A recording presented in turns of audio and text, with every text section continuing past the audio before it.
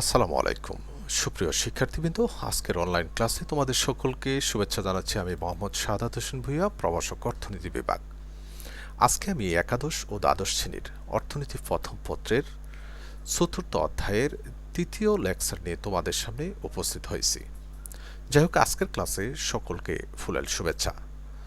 যথারীতি আমি আমার পরিচয়টি ডিজিটালি তোমাদের সামনে উপস্থাপন করছি। আমি বলছিলাম, আজকে আমি অর্থনীতি প্রথম পত্রের চতুর্থ অধ্যায়ের তৃতীয় লেকচার নিয়ে তোমাদের সামনে উপস্থিত হয়েছি। যাই হোক, আমরা আজকের আলোচনা থেকে কি কি জিনিস অর্জন করতে পারি সেটা আমরা একটু এক নজরে দেখে নেই। এই পাঠ শেষে শিক্ষার্থীরা প্লান্ট, ফার্ম এবং শিল্পের সংজ্ঞা বলতে পারবে, ফার্ম ও শিল্পের মধ্যে পার্থক্য চিহ্নিত করতে পারবে, ফার্মের ভারসাম্য বা মুনাফা সর্বোচ্চকরণ ধারণা ব্যাখ্যা করতে পারবে। এই ব্যাখ্যার দিকটি আমরা দুইভাবে করতে পারি।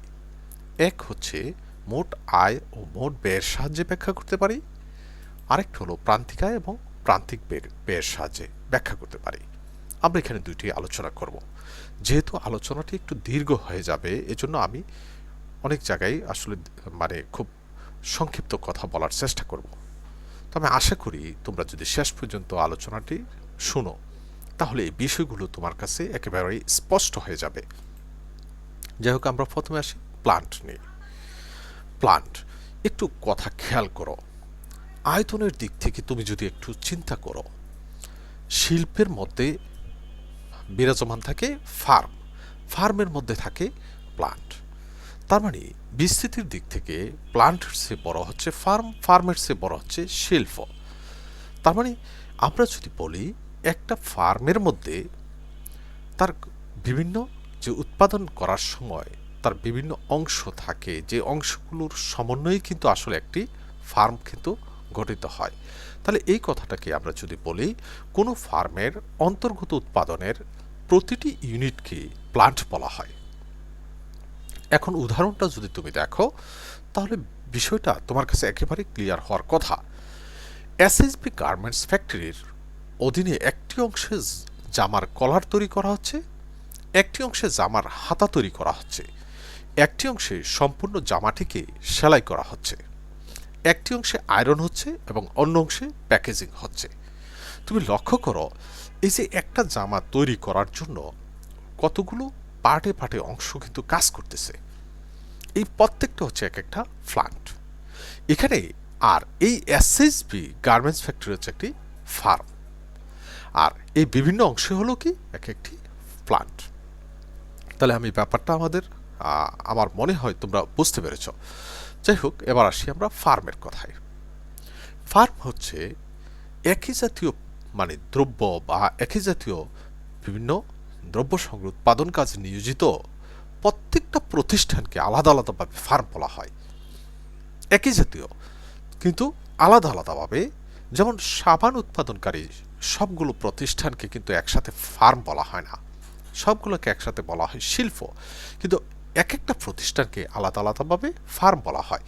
যেমন আমি যদি এখানে আবার একটু বলি, কোনো দ্রব্য উৎপাদন কাজে নিয়োজিত প্রতিটি প্রতিষ্ঠানকে ফার্ম বলা হয়।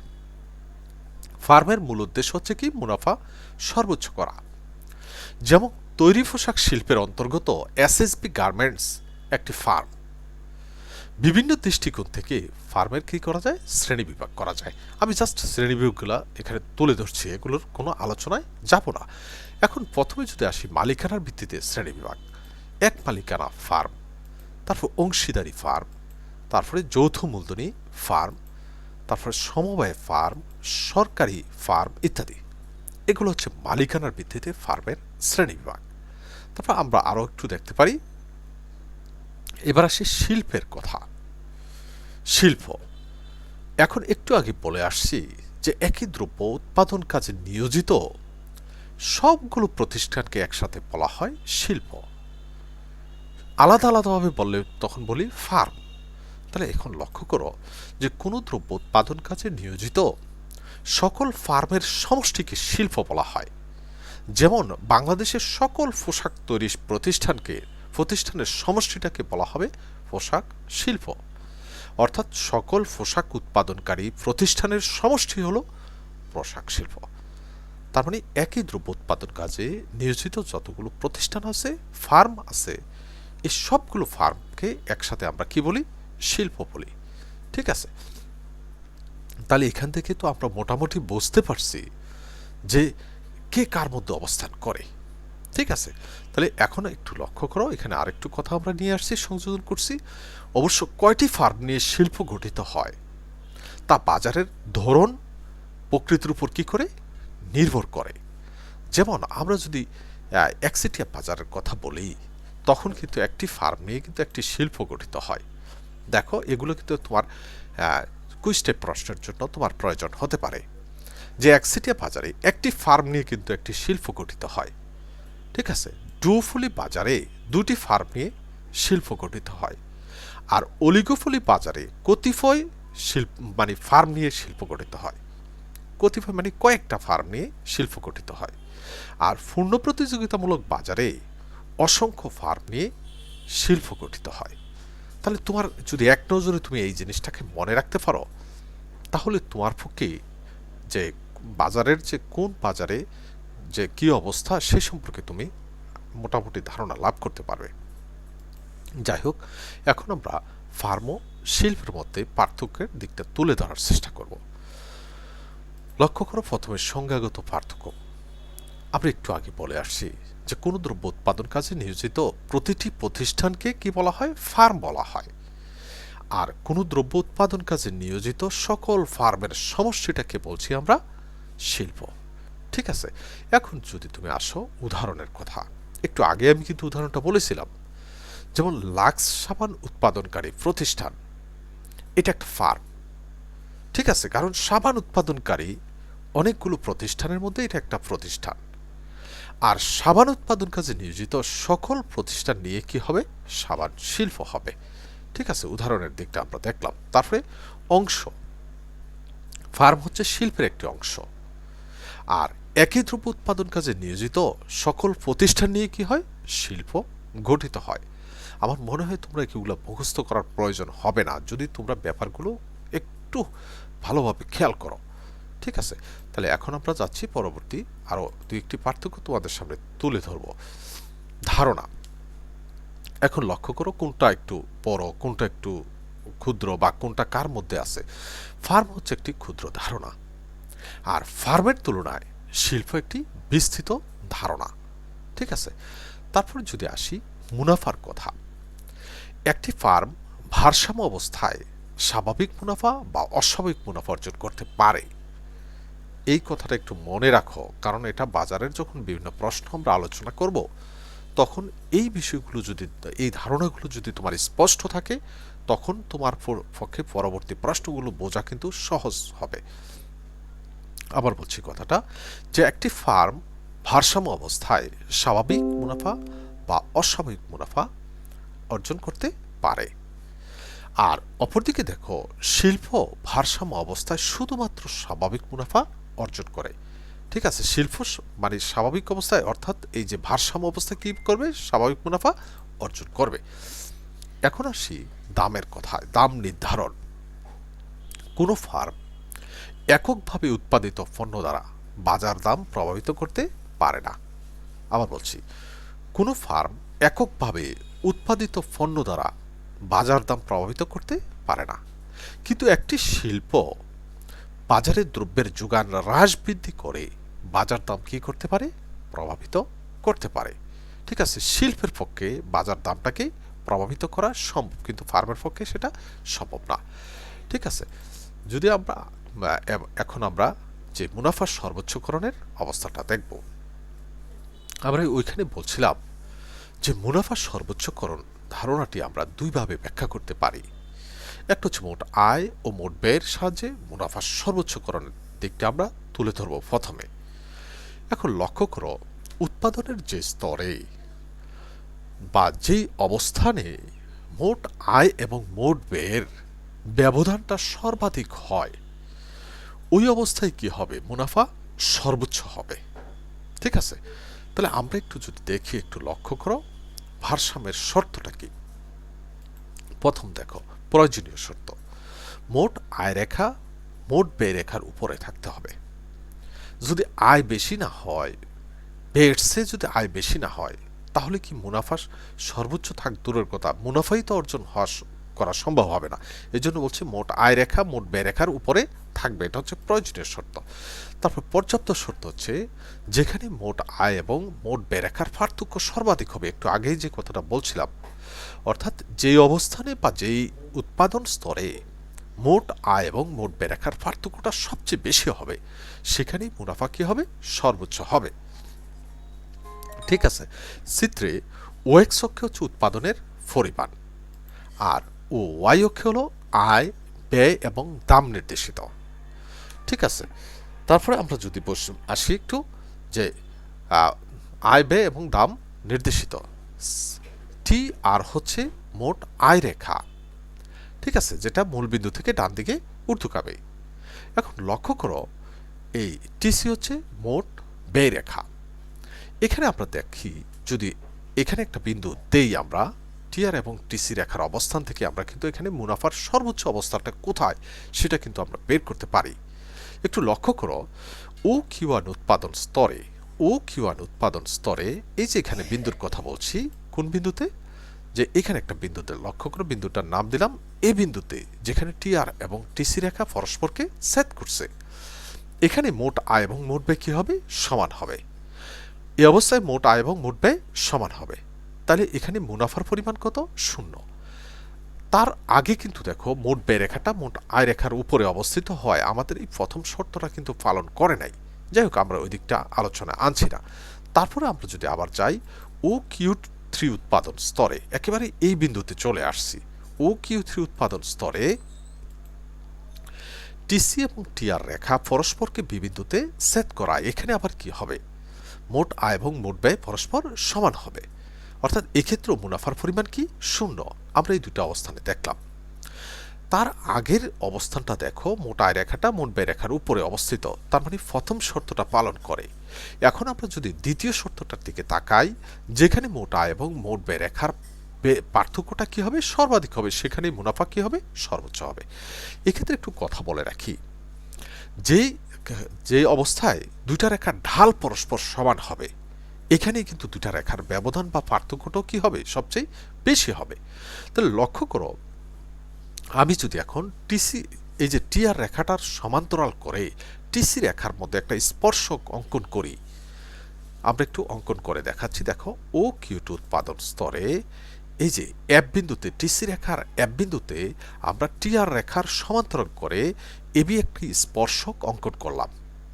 তুমি এখানে অঙ্কন করে দেখতে পারো, এখানে অঙ্কন করে দেখতে পারো, ঠিক আছে। কিন্তু যেখানে আমি বলছি টিআর রেখার এবং টিসি রেখার ঢালটা পরস্পর সমান হবে, ওই অবস্থায় দুইটা রেখার পার্থক্য বেশি হবে, অর্থাৎ সর্বাধিক হবে। আর ওই অবস্থায় মুনাফাটা কি হবে, সর্বাধিক হবে। তাহলে আমরা এখন এই যে ওকিউ2 রেখা বিন্দু থেকে এফ বিন্দু দিয়ে একটা রেখা যদি টানি, তাহলে আমরা এখানে দেখতে পাচ্ছি ওকিউ2 উৎপাদন স্তরে মোট আয় হচ্ছে ই কিউ2 মোট আয়, এই যে আয় রেখা যে দুইটা, মোট আয় হচ্ছে ই কিউ2 এবং মোট ব্যয় হলো এফ কিউ2। তাহলে এখানে লক্ষ্য করো, মোট আয়টা ই কিউ2 থেকে যদি এফ কিউ2 বাদ দেই, তাহলে মাঝখানের যে পার্থক্যটা ই এফ পরিমাণ, এটি হচ্ছে আমাদের মুনাফার পরিমাণ। আর এই মুনাফাটা হচ্ছে এখানে সর্বাধিক মুনাফা। ঠিক আছে, আমরা এখানে দেখাচ্ছি টিআর সমান কি, ই কিউ2, অর্থাৎ মোট আয় সমান হচ্ছে ই কিউ2 এবং মোট ব্যয় লক্ষ্য করো এফ কিউ2, এটা যদি আমরা দেখাই এফ কিউ2, তাহলে এখানে আমরা বলছি মুনাফা সমান সমান TR minus TC, TR minus TC. তাহলে টিআর এর মান কত, ই কিউ2 মাইনাস এফ কিউ2, এই যে ই কিউ2 মাইনাস এফ কিউ2 সমান কত, ই এফ পরিমাণ। এই মুনাফাটি হলো আমাদের সর্বাধিক মুনাফার পরিমাণ। এটা গেল মোট আয় এবং মোট ব্যয়ের মাধ্যমে।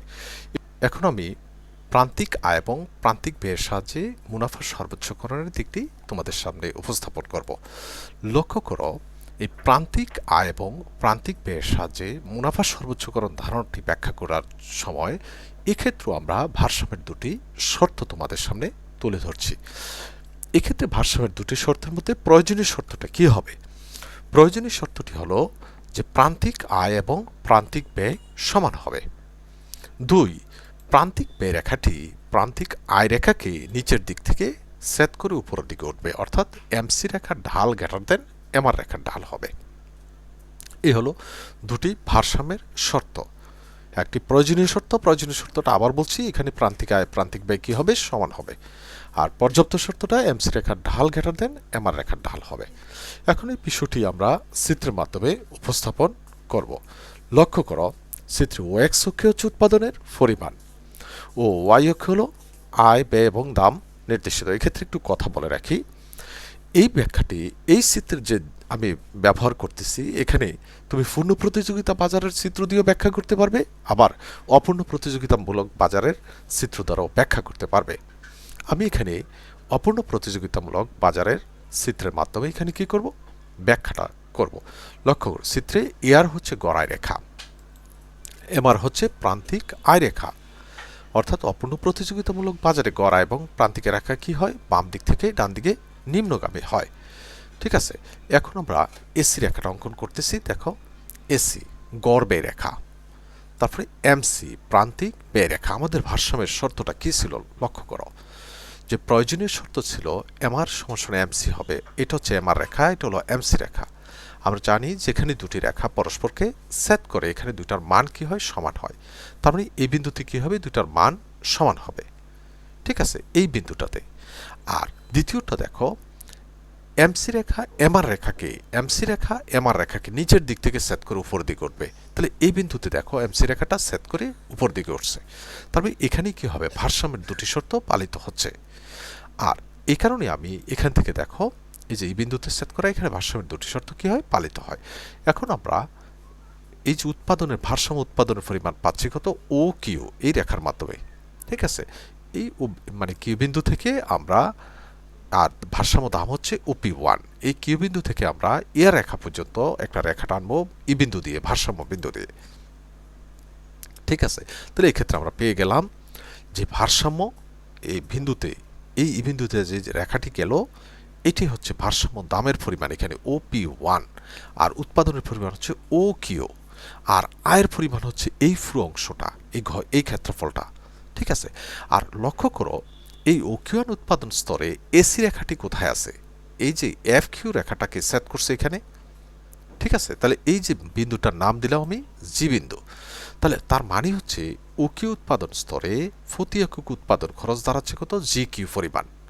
তাহলে এই জি বিন্দু থেকে আমি যদি এখানে একটা রেখা টানি, তাহলে দেখা যাচ্ছে, লক্ষ্য করো, এখানে আর একটা ক্ষেত্র সৃষ্টি হয়েছে। এই যে এই ক্ষেত্রটা, এই ক্ষেত্রটা হচ্ছে মোট ব্যয়ের পরিমাণ কতটুকু, O Q G P naught. ঠিক আছে, অথবা তুমি এই দিক দিয়েও বলতে পারো O P naught G Q. এটা হচ্ছে মোট ব্যয়ের পরিমাণ। তাহলে এই পুরা ঘরটা বললাম আয়ের পরিমাণ, আর এটা হচ্ছে ব্যয়ের পরিমাণ। তাহলে এই মোট আয় থেকে যদি ব্যয়টা বাদ দিই, তাহলে যে অংশটা থাকতেছে এই অংশটা, এটা হচ্ছে মুনাফার পরিমাণ। ঠিক আছে, এই মুনাফাটা হচ্ছে ভারসাম্য মুনাফা বা সর্বোচ্চ মুনাফাটা। এইটাই আমরা যদি এখানে চিত্রে এই ব্যাখ্যাটা যদি এখানে তুলে ধরি, দেখো চিত্রে টি আর সমান সমান, অর্থাৎ মোট আয় সমান সমান এআর, এআর এই অংশটা, এই যে এআর রেখার দূরত্বটা দেখো, এআর ইন্টু কিউ, অর্থাৎ দাম দিয়ে পরিমাণকে গুণন। তাহলে এআর এর মান কত, এফ কিউ, আর কিউ, কিউ মানে উৎপাদন পরিমাণ কত, ও কিউ। আমরা এটা নিয়ে আসলাম, দেখো গুণন করলে দৈর্ঘ্য ফুরন প্রস্থ সমান সমান বলছি এই পুরা ক্ষেত্রফলটা কত, O Q P one F Q, O P one F Q, এই পুরা ক্ষেত্রফলটা। তারপরে টিসি মোট ব্যয়, টিসি মানে হচ্ছে এসি, এসি মানে এই যে এসি রেখাটার কথা বলছি, AC into Q, AC into Q. আর এখানে এসির মান কত, G Q, G Q into O Q. লক্ষ্য করো, G Q into O Q সমান সমান হচ্ছে O P naught G Q, O P naught G Q. এটা হচ্ছে মোট ব্যয়ের পরিমাণ। তাহলে মুনাফা কতটুকু হবে, টি আর মাইনাস টিসি। মুনাফা সমান সমান টি আর মাইনাস টিসি, মোট আয় থেকে মোট ব্যয়টা বিয়োগ। তাহলে এখন যদি টি আর আমি পাচ্ছি কত, O P one F Q, F Q এই পুরো ক্ষেত্রফলটা বিয়োগ এই যে নিচের ক্ষেত্রফলটা O P naught G Q, এটা বিয়োগ করে দিলাম। তাহলে পাচ্ছি কোন জায়গাটা, এই অংশটা। লক্ষ্য করো কতটুকু, P not P one F G, এটা হচ্ছে আমাদের মুনাফার পরিমাণ। এই ছিল মূলত আজকের আলোচনা। এখন আজকের এই আলোচনার সাথে সম্পর্ক রেখে তোমাদের জন্য একটা বাড়ির কাজ আমি নিয়ে আসছি। আমি বিশ্বাস করি তোমরা যদি একটু ভালোভাবে খেয়াল করো তোমাদের পক্ষে এটার আনসার দেওয়া সম্ভব। এখানে লক্ষ্য করো, একটা চিত্র নিয়ে আসছি। এখানে ভারসাম্য দামের পরিমাণ হচ্ছে 20 টাকা দাম, আর ভারসাম্য উৎপাদনের পরিমাণ হচ্ছে 50 একক, আর প্রতি এককের উৎপাদন খরচ হচ্ছে 16 টাকা।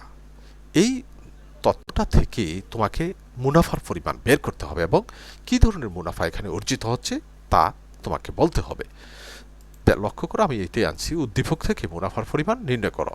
দ্বিতীয় কথাটা হচ্ছে, এই যে এসি রেখাটি যদি এখানে না থেকে এই বিন্দুতে স্পর্শক হয় অর্থাৎ এইভাবে এসি রেখাটি যদি এই বিন্দুতে স্পর্শক হয়, তাহলে মুনাফার এই যে অবস্থাটা, এই ধরনের পরিবর্তন হবে কি? এখানে কোনো পরিবর্তন আসবে কি? উদ্দীপকের এসি রেখা এই বিন্দুতে স্পর্শক হলে মুনাফার ক্ষেত্রে কোনো পরিবর্তন হবে কি? ব্যাখ্যা করো। অবশ্যই তুমি পারবে। তো যাই হোক, আজকের আলোচনা আমাদের এ পর্যন্তই। সবাই ভালো থাকো, সুস্থ থাকো এবং নিয়মিত পড়াশোনার মধ্যে থাকো। ধন্যবাদ সবাইকে।